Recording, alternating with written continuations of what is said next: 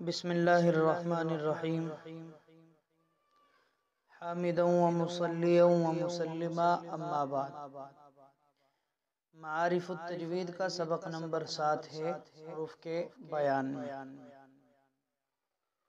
حروف جمع ہے حرف کی بمعنی طرف اور کنارہ۔ اصطلاحی تعریف: حرف کہتے ہیں انسان کی وہ آواز جو کسی مخرج محقق یا مقدر پر ٹھہرے۔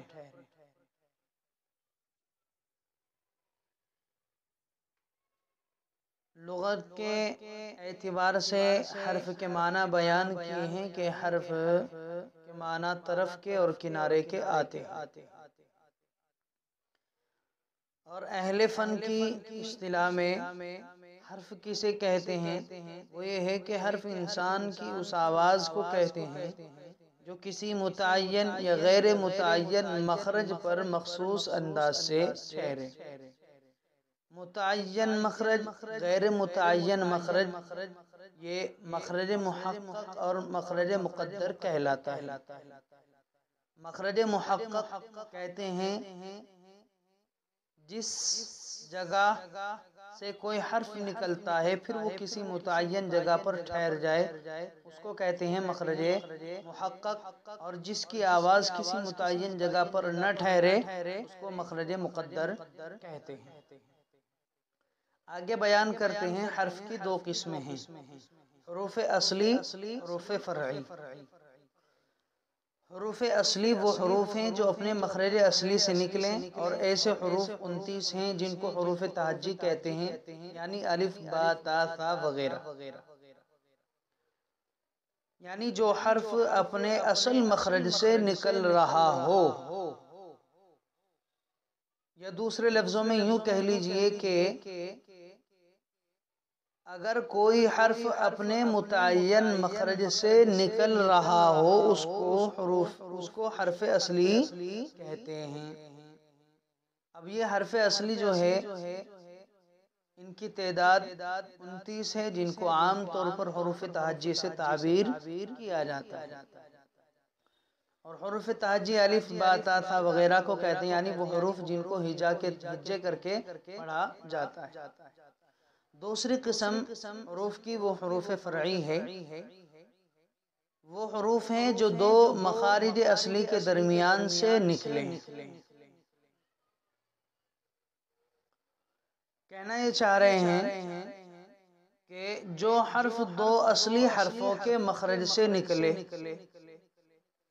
یا اس کی آواز دو حرفوں کے درمیان سے یا دو مخرجوں کے درمیان سے متردد ہو، نکل رہی ہو، اس کو حروف فرعی کہتے ہیں۔ حروف فرعی کی تعداد بعض کتابوں میں 6 ملتی ہے، اور بعض کتابوں میں یہ تعداد 5 بھی ملتی ہے۔ صاحب معارف التجوید نے حروف فرعیہ جو حفص رحمۃ اللہ علیہ کی روایت کے مطابق ہیں ان کی تعداد 6 بیان کی ہے۔ پہلی قسم حروف فرعی کی وہ الف ممالہ ہے، یعنی وہ الف جس میں امالہ کیا جائے، جیسے بسم اللہ مجریہا کی را میں امالہ کیا گیا ہے۔ امالہ کہتے ہیں الف کو یا کی طرف اور زبر کو زیر کی طرف جھکانے کو۔ اصل لفظ تھا بسم اللہ مجراہا، را کے بعد میں جو الف تھا اس کو یا کی طرف مائل کر دیا گیا ہے، یعنی جھکا دیا گیا ہے، تو پھر یہاں امالہ ہو گیا، اس کو پڑھایا جاتا ہے بسم اللہ مجریہا۔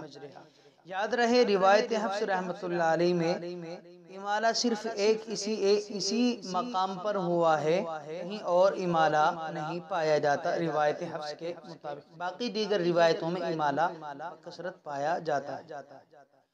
دوسری قسم الف مفخمہ ہے، یعنی وہ الف جو پرکھ کر کے پڑھا جائے، جیسے قال، قال وغیرہ۔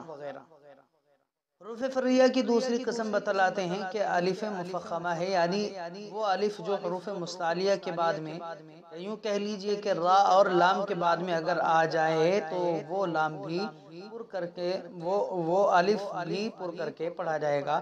جیسے لا تقولوا راعنا، تو یہاں را کے بعد میں الف ہے، یہ الف بھی پر کر کے پڑھا جا رہا. واللہ لام کے بعد میں کھڑا زبر ہے، جو الف کے قائم مقام ہے تو وہ بھی پر کر کے پڑھا جا رہا ہے. باقی جہاں کہیں بھی حروف مستعلیہ یعنی خا، صاد، ضاد، طا، ظا، غین، قاف، جو 7 حروف ہیں، ان حرفوں کے بعد میں اگر الف آ جاتا ہے تو وہ الف جو ہے پر کر کے پڑھا جائے. تیسری قسم راء مفخمہ کی ہے، یعنی وہ را جو پر کر کے پڑھا جائے، جیسے ربک ربما. یہاں تیسری قسم رائے مفخمہ بیان کی گئی ہے حروف فرعیہ کی. بعض کتابوں میں یہ رائے مفخمہ حروف فرعیہ میں شمار نہیں ہوتا ہے. صاحب کتاب نے اس کو حروف فرعیہ میں شمار کیا ہے، تو وہ را جس کے اوپر زبر یا پیش ہو، وہ را پر کر کے پڑھی جاتی ہے، تو یہ حروف فرعیہ میں شامل ہو جاتی ہے، جیسے ربک اور ربما. چوتھی قسم لام مفخمہ ہے، یعنی وہ لام جو پر کر کے پڑھا جائے، جس کو عام طور پر لام جلالہ یعنی اللہ کا لام بھی کہا جاتا ہے. اللہ کے لام سے پہلے اگر زبر یا پیش ہو تو اللہ کا لام پر ہوتا ہے، جیسے قل هو اللہ. یہاں اللہ کے لام سے پہلے واو ہے اور اس کے اوپر زبر ہے، تو یہ اللہ کا لام پر ہو رہا ہے. اذا جاء نصر اللہ، اللہ کے لام سے پہلے را ہے، تو یہ اللہ کا لام بھی پر ہو رہا ہے. پانچویں قسم حمزہ مسہلہ ہے، یعنی وہ حمزہ جو نرمی سے پڑھا جائے، جیسے اعجمی جن کا حمزہ ثانیہ، یعنی وہ حمزہ جس کے اندر تسہیل کی گئی ہو. یاد رہے روایت حفص رحمۃ اللہ علیہ میں صرف اسی ایک مقام پر تسہیل ہوئی ہے حمزہ میں، باقی کسی اور مقام پر حمزہ میں تسہیل نہیں ہوئی.